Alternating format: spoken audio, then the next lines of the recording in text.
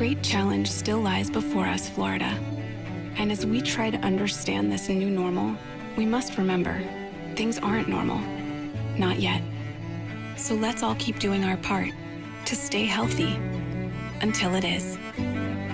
We are One Florida, and Florida Blue remains committed to the one place we've ever called home.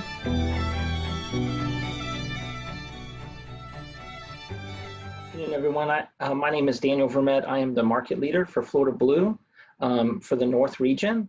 And I want to say that I'm grateful to be a partner of any in the Blue Seat initiative, and just for a few minutes of your time this afternoon.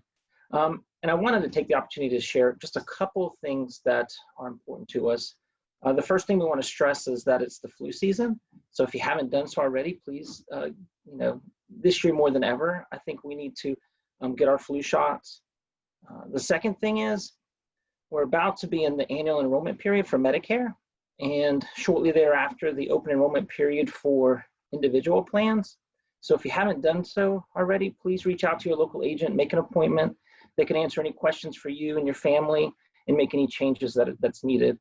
And then the last thing that I really want to just focus on is we want to encourage you to vote. Make a plan and participate in an upcoming presidential election. And I just want to say thank you guys, and I appreciate you giving me a few minutes of your time. So welcome to this month's segment of the Blue Seat, sponsored by Florida Blue. Well, it's pretty obvious that we're not technically in the blue seat this morning. We're in the yellow seat, and that's because we are joined by Chirag Shah with the current agency, and we're excited to have you in the yellow seat, special for you this morning, Chirag. How are you doing? I'm doing well. Thanks for asking. Wonderful. So Chirag is the founder of Mate Equal Clothing Company, so that may be new to some of you, and we'll address that in a minute. But more importantly, you're probably familiar with his 4-year work with the current agency. And he is also, just in case you didn't know, we're excited to celebrate with him his recent master's degree from Savannah College of Arts in Design. So congratulations. And then also he's an FSU grad, in case you didn't know. Something else about Chirag is that he's volunteered with 211 Big Bend, Hang Tough, and last year designed the marketing collateral for the Ennie's Sector Forward Summit, in which you won an award for you and your team. Congratulations, Chirag. And definitely welcome to the Blue Seat. So for those who are not aware of the current agency, tell our viewers about the philosophy of the company, which I think is exciting. So first of all, hello followers of Ennie. Thank you for having me. Like Felina mentioned, I'm the founder and CEO of Current Agency. Current is innovation, Current is out of the box, but most importantly, Current is a family. We're a family of innovators, collaborators, and storytellers, powering up our clients and communities through digital and creative marketing. We're located in Tallahassee, Florida, that's HQ, but we're also recently opened up a satellite in Savannah, Georgia. We do a little over 15 different services, from branding, graphic design, to social media, to web development. Oh, fantastic. Well, I know that, again, some of our viewers may or may not be familiar with the current agency, so thank you for sharing the philosophy behind it, which, of course, leads me to your new venture, Mate Equal Clothing. So what inspired this, which I believe you launched in March of this year? Not even March, more like August. Oh, wow. Fairly recent. So for a very long time, I've always had that crazy, wacky idea, like we all do, to start something completely different from the norm. So for a long time, I always wish I could design something and wear it, or design a beer can or beer bottle, and then I can tell people, hey, go to my fridge, I designed that beer. I always had that idea. And so with that idea, it kind of translated into me wanting to start a clothing and apparel brand.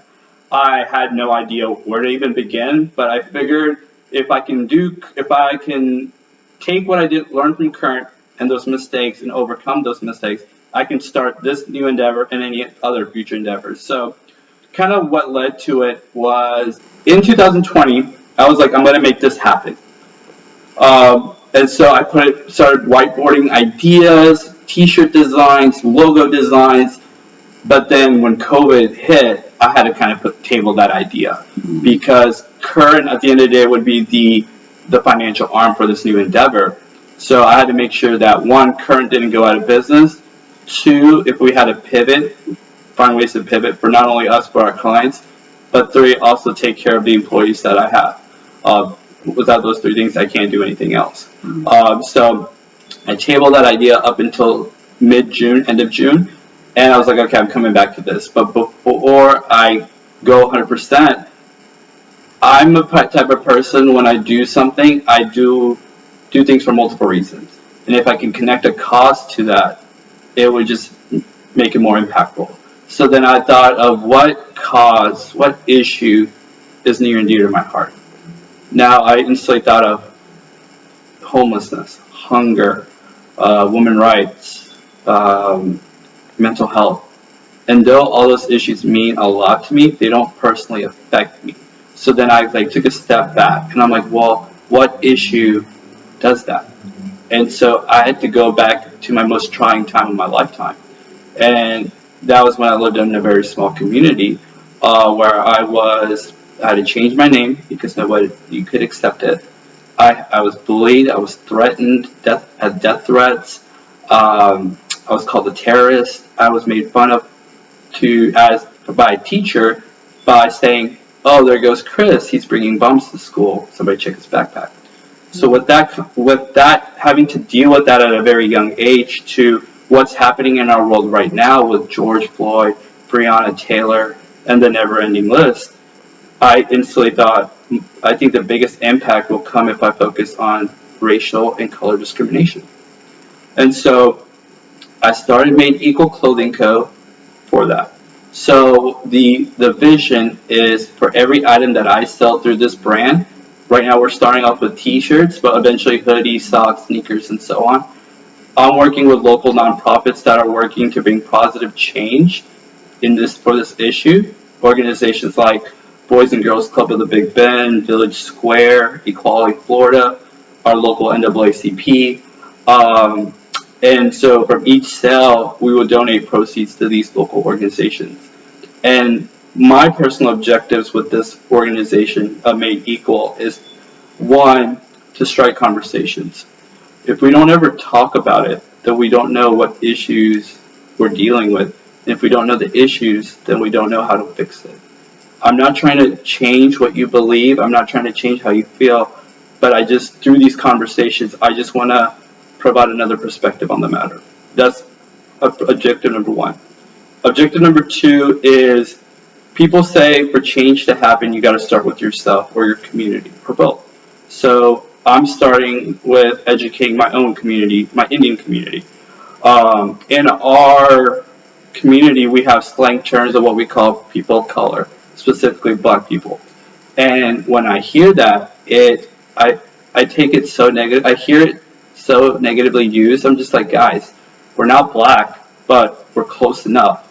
Like, if that was an Indian person getting choked out in the streets, then you would act a different way. And that's not right. We need to show compassionism to all colors. And so that's what I'm trying to do through this brand. And so, and lastly, at the end of the day, I'm super thankful for Current and where it has brought me personally and professionally. But I feel I'm destined to do bigger things. And I feel when I leave this planet, I want to do God's work in the sense of, I want to save the world. I want to help the world. But before I help the world, let me just start with one person. So one person, one community, one shirt at a time. So that's basically what I'm trying to do through Made Equal, is support, do one of my passions, support local organizations working for this change, positive change, but then also help the community as well, my Tallahassee community.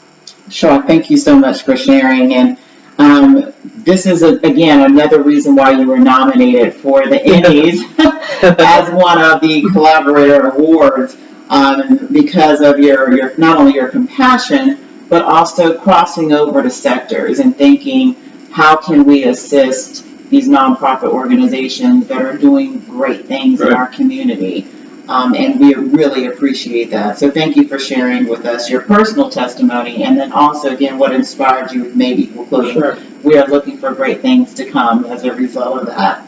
So our topic today is about marketing and what nonprofit organizations can do, kind of like cost-effective methods of just some basic marketing. So what are some basic marketing tips that you could offer to a small nonprofit that has a staff of, let's say, 5 or less people, and out of those 5, none of them are focused on maybe marketing or communications? So can you provide us with a couple of just basic marketing tips? Yeah, basic marketing thing, especially in this COVID world that we are all currently living in. If you're not online, get online.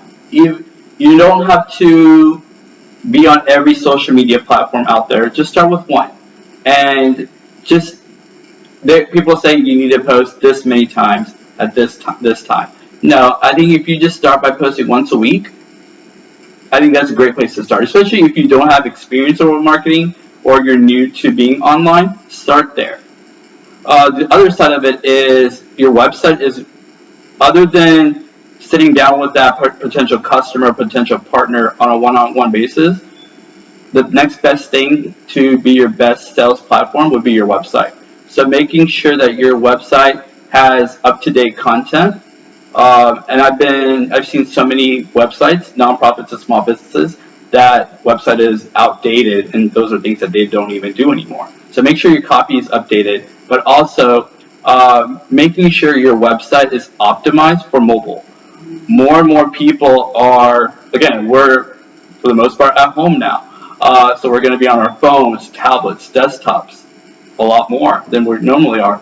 So making sure your website is properly showing on your website, on your phone. Because, like, if your audience is younger audience, we're not going to be traveling with our desktop or our laptop mostly. We're going to be having our phone. So if I want to see something, I want to make sure that I see it right away. Something else to consider is a content calendar. I run all of social media here at Current, and it can get pretty overwhelming at times, especially when our clients start to pick up more and more.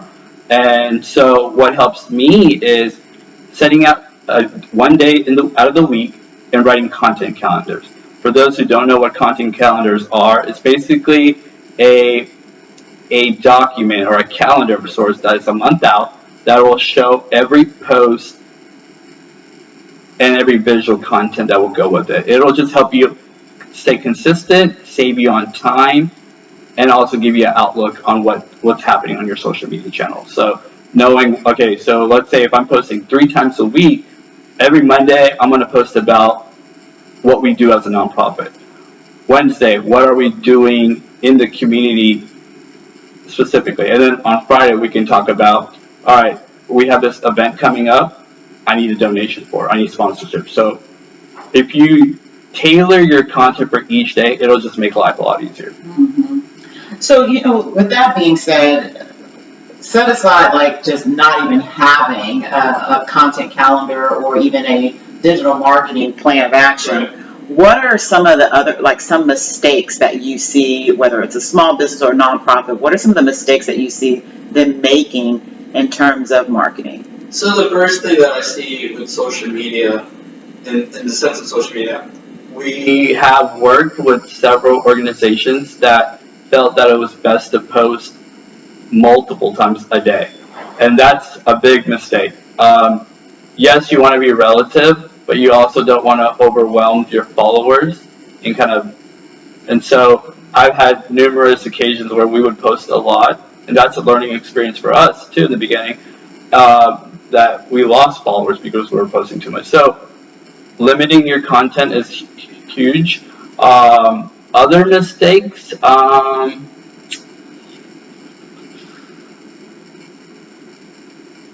always have the mindset of your content going viral. And what I mean by that is when you're using a photo, when you're using your graphic, put your branding on it, put your touch on it. And that includes graphics, photos, and even videos. I've had a few occasions where we did put the content or their branding on their creative, and it did go viral. So it's very helpful And so if it does go viral, people know where it came from. Because by the time it goes viral, it's going to be shared so many times. So it'll be kind of hard to know who the actual source is. But if you have that branding on it, then you're golden. Right. And after it's gone viral, I mean, it's too late. You can't go back and try to add it after that. Exactly. And then one other mistake is knowing your audience. If you know your audience, like most nonprofits that we've worked with, they always say, like, we need to be on every platform. Our audience is everybody. I think if you can evaluate who your audience is, then you'll know what platform is best suited for you.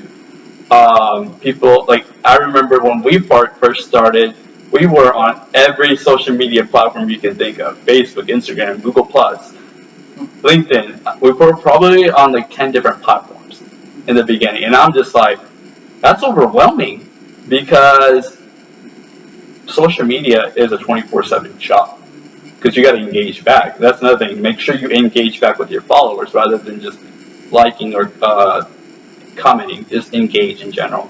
But you don't need to be on every platform. I think if you're starting on social media, start with one.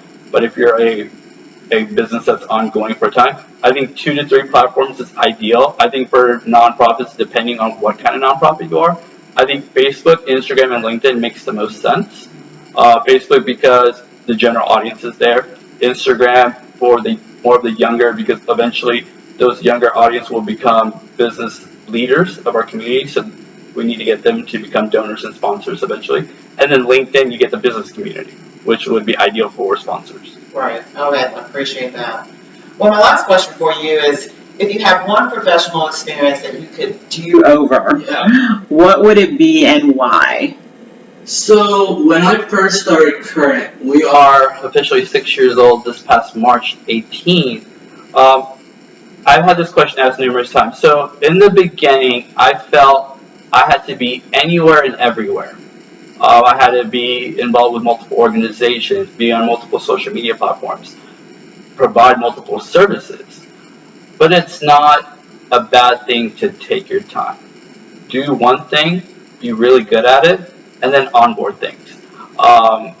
So I would say, like, for me personally, I think in the beginning it was just me before Savannah. Thankfully I have Savannah now. But before originally I came in with the mindset of, I'm really good with social media and SEO. I'm going to do that. But then a few months in, then I just kept adding new services. Did I know how to do it? Yes, but it was just getting overwhelming being a one-person show at the time. So know what you can control, keep smiling, and keep going. And then the other side of it is, this is going to be different for every business, every nonprofit, but for me, being at the end of the day, for us to do what we do, we need 3 things. We need a good computer, fast internet, and a working fridge, a stock fridge. If we have those 3 things, we can work from anywhere. So when I first started off Current, I was working out of my house, worked a lot at coffee shops, and that was great. But then eventually we started bringing clients, interns. Obviously, I couldn't have them come to my house and meet, so I had to get a storefront. But that's another thing that you should probably consider is, if you don't need a storefront, then you don't need a storefront. There's a lot of opportunities out in our community already, things like things like Domi Station. I've even had my clients tell me, hey, if you need to work out of our conference room, you can work on it. So it doesn't hurt to ask for help in general, but also for space. So that'll save you money in the long run. I think what I wish if I could have gone back, I wish I would have started off in a co-working space like any or Domi Station, because 1, I would save a lot of money that would be helpful today, but 2, the community that comes from a co-working space is so magical, because you'll have like-minded individuals that are entrepreneurs, so you get to share your ideas with them and you get to hear their ideas. But then the other cool thing about it is there might be a chance that those individuals that are in the community could also become your clients one day. And so, like, now that I'm growing Current to other markets now. So we opened up a satellite in Savannah, Georgia this past February. And that's instantly what I thought about was, is there a co-working space? So we're at Novel Co-working Space in downtown Savannah now. But there's over 100 different businesses and organizations within that space. So not only do we get to share ideas, our pain, our struggles, our grind stories with them, but we also get to learn them, and eventually we build a relationship, which is always number one, and then they become a client one day. Added benefit of co-working. Yeah. Well, Chirag, thank you so much for your time, your expertise. We really appreciate it. And I hope you don't mind if we maybe give our viewers a tour of the Current agency. Yeah, let's do it. Possible? All right, excellent. I'll show you what we can make happen. So, welcome to Current. We created this space because we wanted to kind of show off our personality, our culture, our family vibes. This used to be a thrift store before we moved in 2017. And it didn't look nothing like this. It was broken concrete, a dirty yellow white all over. It was a brownish color on the outside. A lot of random pieces of pegboard. Obviously, it was a thrift store and a warehouse. So we put our touch, and this is kind of what we created. So today I'm going to walk you through our space. So come on over.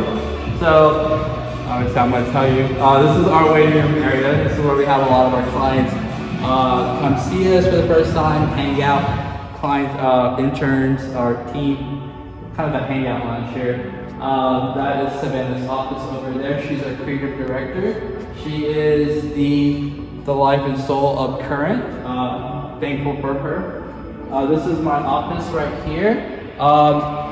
This is where I make awesome creativity happen. Right here is one of our core values here at Current is collaboration. Whether you're an unpaid intern or you're a partner of the company, at the end of the day, we're here for two reasons, and that's for the client to grow and the community to grow with it. So we do a lot of collaboration here with our team, but we also, again, to keep creativity at the forefront, we have video games here too. Again, I always say you're the most creative when you were a kid. So when I was a kid in the 90s, I played a lot of video games, played a lot of board games, watched a lot of old shows like Keenan and Kel and Hey Arnold, which we play on our projector up on top to keep creativity flowing. So right over here, obviously you always have to have an Instagrammable area of your office. That's what I always say. And so this is our Instagrammable moment here. So we had a local artist by the name of Street Art Tallahassee present us with this a little bit before our 4-year anniversary party. And it kind of shares a story. So somebody comes to us with an idea or request from the community, and they drop it in that idea box right over there. From there, the idea man, AKA Dante, takes that idea and brings it up to the octopus. And the octopus kind of signifies the agency of Current, with its multiple arms to show that we do a lot of different things for our clients, whether that's digital, social, PR, print, and so on. So what we do with that idea is we create a strategy to make that idea happen. And when that strategy is ready to go, the octopus guides that strategy and idea to the ship with its lanterns. And what the ship does is take that idea and strategy to fruition. All the different things that you see on the mural was handmade. My favorite thing is the ship. The 2 balloons that you see up top, they actually light up through an app, and I can also play music from it as well. And then the background pattern that you see there, I really wanted something that influenced my background with Florida State, my degree with Florida State. So that zigzag pattern that you see there is actually the Seminole tribe symbol for lightning, and with our brand mark being the light bulb, if you look from left to right, it's basically a light bulb turning on, signifying you may have a new business or you may have a business that you want to take to the next level. By bringing us on and through all our process, we'll turn you on. And that's our tagline here at Current. And then so come on over. So one of the biggest things at Current is building relationships. And before we even talk business, we are all about relationships first. So the way we do that is through our current bar. And yes, I did say we have a bar in our office. So internally, we do a lot of hanging out, relationship building, family building with our team and clients. But then externally, with our community, we do events such as our famous Drinks and Things, which is a happy hour event that we do once a month, obviously pre-COVID, where we would invite a local brewery or a local barista. We'll rotate between morning and evening happy hours. And what they will do is the brewery will bring in their beers, they'll educate us on the beers, what we're drinking, and we're building relationships around it. And same thing with coffee. We'll invite a local barista. They'll do their different techniques and pour-overs, and we'll drink really good coffee. So that's our bar.